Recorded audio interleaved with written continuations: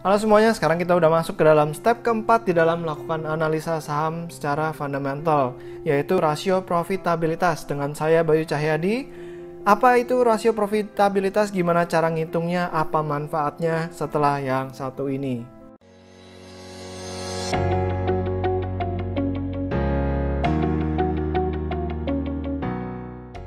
Sebelum kita mulai lebih jauh, saya pengen kasih lihat kepada kalian, ini suku bunga deposito rupiah untuk beberapa bank yang ada di Indonesia. Ya, ada HSBC Indonesia, dia kasih bunga 5,3% dalam waktu 1 tahun. BCA 4,3%, ICBC Indonesia dia ngasih bunga 5,4% per tahun.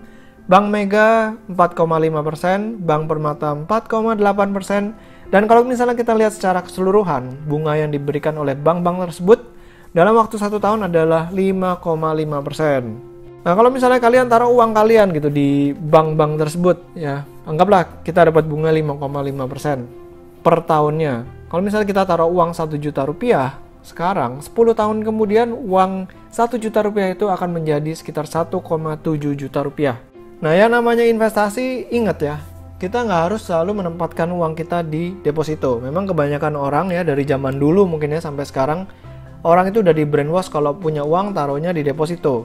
Ya, tapi sekarang bunga deposito itu cukup rendah sehingga kurang atraktif lagi gitu. Nah, sekarang obligasi pemerintah itu memberikan yield yang cukup menarik ya. Yield obligasi pemerintah untuk 30 tahun itu sekitar 8,16%. Ya, anggaplah kita bulatkan jadi 8,2%. Artinya kalau kita naruh uang 1 juta rupiah, kita akan mendapatkan bunga sekitar 8,2% per tahunnya. Jadi kalau misalnya kita taruh uang 1 juta rupiah, sekarang 10 tahun kemudian uang kita akan bertumbuh menjadi 1,82 juta rupiah. Return obligasi itu tentu ya lebih baik lah daripada kita naruh uang kita di deposito dengan suku bunga 5,5%. Ya, beda ceritanya kalau misalnya kita dapat suku bunga deposito yang jauh lebih besar daripada 5,5%, mungkin hasilnya akan lebih baik daripada kita menempatkan uang kita di obligasi. Nah, gimana dengan saham? Ya, berapa return dari investasi di saham? Nah, ini saya ambil dari indeksnya aja ya, indeks harga saham gabungan. Itu kita pakai base number di 100, yaitu di tahun 1983. Dan di akhir tahun 2019 kemarin, indeks kita sudah menyentuh 6.299. Artinya ada pertumbuhan sekitar 62 kali dalam waktu 36 tahun. Atau kalau misalnya kita memakai rumus bunga berbunga atau compound interest, ya itu artinya dananya itu atau indeks kita itu bertumbuh sekitar 12,19% per tahun. Pertumbuhan 12,19% per tahun itu, kalau misalnya kita taruh uang 1 juta rupiah dengan bunga berbunga, ya 10 tahun kemudian uang 1 juta rupiah itu akan menjadi 3.160.000. Bayangkan, ini baru kita ngomongin juta. Kalau misalnya berubah menjadi miliar atau berubah menjadi triliun, tentu angkanya menjadi besar sekali. Nah, ini saya kasih lihat tabel perbandingan antara deposito, obligasi, dan juga saham. Ya, kalau misalnya kita lihat dalam jangka pendek, setahun, 2 tahun, 3 tahun, mungkin perbedaannya nggak terlalu signifikan gitu. Tapi kalau misalnya kita lihat dalam waktu 10 tahun, perbedaannya baru kelihatan signifikan ya. Dari yang 1 juta berubah menjadi 3 juta kalau di saham. Kalau di obligasi dari 1 juta menjadi 1,82. Kalau di deposito dari 1 juta jadi 1,7. Ya, baru kelihatan perbedaannya kalau misalnya kita berinvestasi dalam jangka panjang. Nah, inilah kenapa compound interest menurut salah satu orang nih ya, Albert Einstein, dia ngomong compound interest is the eighth wonder of the world. Ya, jadi salah satu keajaiban di dunia yang kalau kita ngerti ya kita bakal mendapatkannya gitu. Kalau nggak mengerti ya udah kita yang akan membayar keajaiban itu ya. Kenapa sih kok saya bahas tentang compound interest? Apa memang ada hubungannya dengan rasio profitabilitas? Nah, kita akan bahas satu persatu dulu ya rasio profitabilitas. Intinya rasio profitabilitas ini semakin besar itu angkanya semakin bagus. Ya, ini memperlihatkan kemampuan perusahaan untuk mendapatkan profit. Apakah manajemennya ini efektif atau efisien dalam mengelola dananya atau mengelola modalnya. Nah, itu bisa dilihat. Rasio profitabilitas pertama yang akan saya bahas adalah return on equity ya. Return adalah return ya, laba. Equity adalah modal. Jadi rumusnya sangat gampang, return on equity adalah laba dibagi modal ya, atau net profit dibagi total equity. Ini untuk menilai kemampuan perusahaan dalam menghasilkan laba dari investasinya atau dari modal pemegang saham. Step pertama untuk menghitung return on equity, silahkan dibuka laporan keuangannya. Saya ambil contoh di sini adalah PT Unilever Indonesia Tbk. Oke, buat kalian yang belum tahu gimana caranya buka laporan keuangan, bisa nonton step pertama dalam melakukan analisa saham secara fundamental. Linknya ada di bawah, di deskripsi, silahkan diklik. Kalau kalian udah mengerti ya silahkan langsung dibuka laporan keuangannya.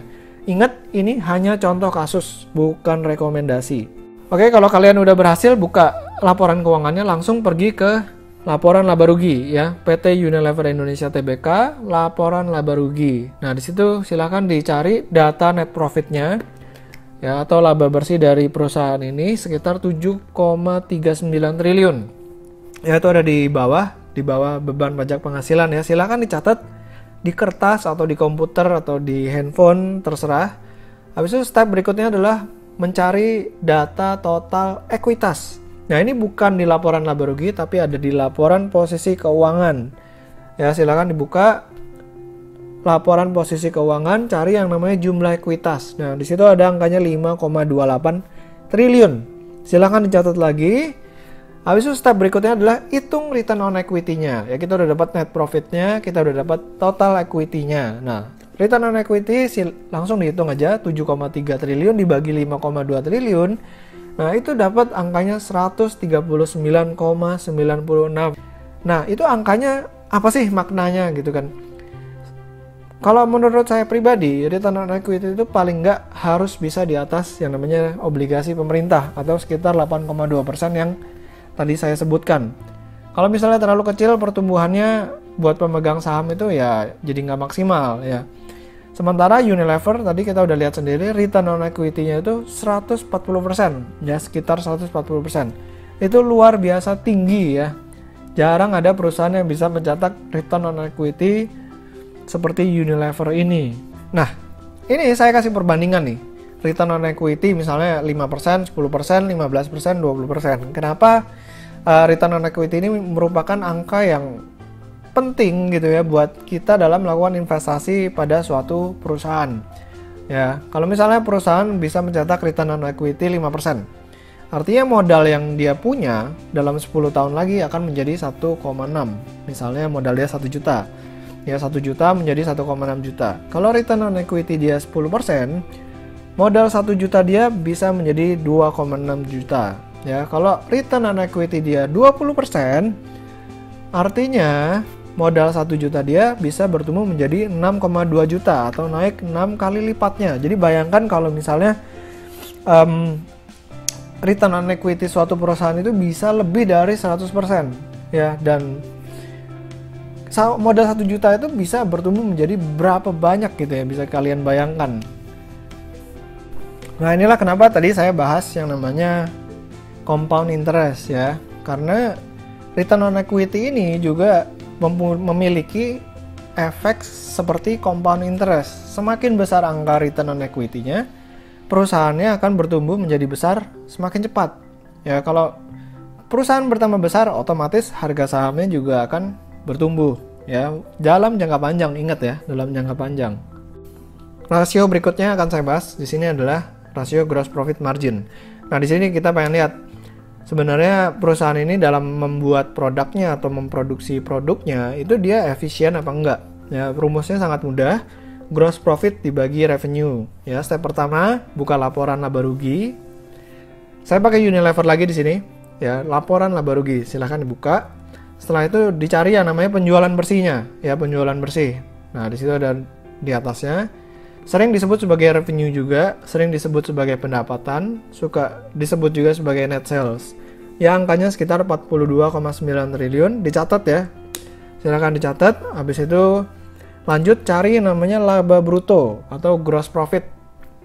Di sini angkanya 22 triliun. Setelah kalian dapat angkanya, langsung dimasukin ke rumusnya. Ya, gross profit dibagi revenue atau net sales atau penjualan bersih. Ya, 22 triliun dibagi 42 triliun dikali 100%. dapat angkanya gross profit margin sekitar 51,32%.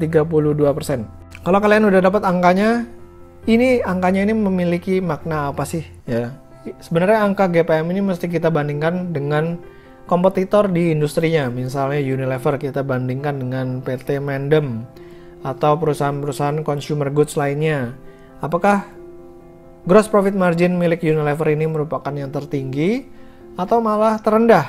Ya, ingat semakin besar semakin bagus. Sedangkan Unilever memiliki GPM sekitar 51,32%.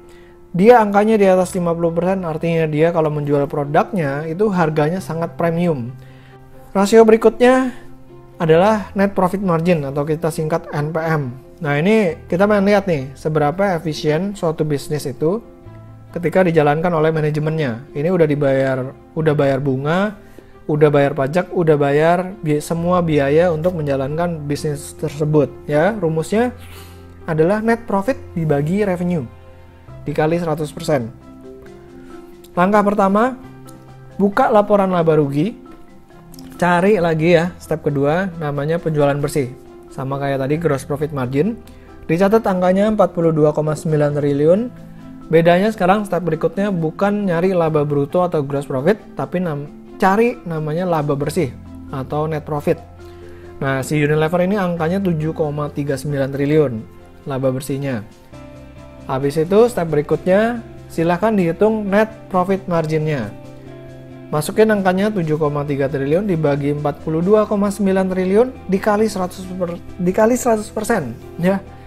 Dapat angkanya 17,22%. Angka 17,22% ini apa sih sebenarnya maksudnya? Kalau bisnis yang punya net profit margin terlalu kecil, ketika mereka menghadapi persaingan usaha atau banting-bantingan harga, itu cenderung bisa merugi dengan cepat. Makanya saya sarankan untuk mencari saham-saham yang net profit marginnya itu di atas 10%. Karena kalau ada persaingan usaha atau industrinya tiba-tiba melambat, perusahaan ini masih bisa mencetak profit. Nah, sementara Unilever memiliki net profit margin yang cukup baik ya, 17,22%. Artinya dia kalau ada persaingan usaha atau industrinya tiba-tiba lesu, ya dia masih bisa mencetak profit buat para pemegang sahamnya. Nah, ini checklist untuk kalian ya. Apa yang kita pelajari pada video kali ini, return on equity kalau bisa lebih besar dari suku bunga obligasi ya, atau lebih besar dari 10% lah. Gross profit margin cari yang terbaik di industrinya. Artinya dia ya boleh dikatakan sebagai market leader di industrinya. Net profit margin cari yang lebih besar dari 10%. Nah, kalau misalnya tidak memenuhi kriteria ini gimana gitu? Ya mending kalian lewati dulu, cari perusahaan-perusahaan atau saham lain. Ya masih banyak saham di luar sana yang bisa memenuhi kriteria yang satu ini. Kalau saham-saham atau perusahaan yang kalian incer nih, udah bisa memenuhi checklist ini, ya berarti kalian udah bisa lanjut lagi gitu ke step kelima, yaitu rasio pasar dan valuasi. Tapi kalau misalnya rasio profitabilitas ini nggak terpenuhi, ya checklistnya tadi nggak bisa kecentang semua, mending cari lagi perusahaan lain. Nah, di step keempat ini saya harapkan kalian bisa mengerti ini perusahaan sebenarnya profitnya bagus apa enggak, apakah manajemennya efektif dan efisien dalam mengelola modalnya atau tidak. Ya, di video berikutnya kita akan membahas yang namanya rasio pasar. Oke. Terima kasih sudah mendengarkan video kali ini, yaitu rasio profitabilitas. Semoga bermanfaat buat kalian semua. Jangan lupa untuk di-subscribe dan follow Instagram saya di Pesan Saham. Selamat berinvestasi.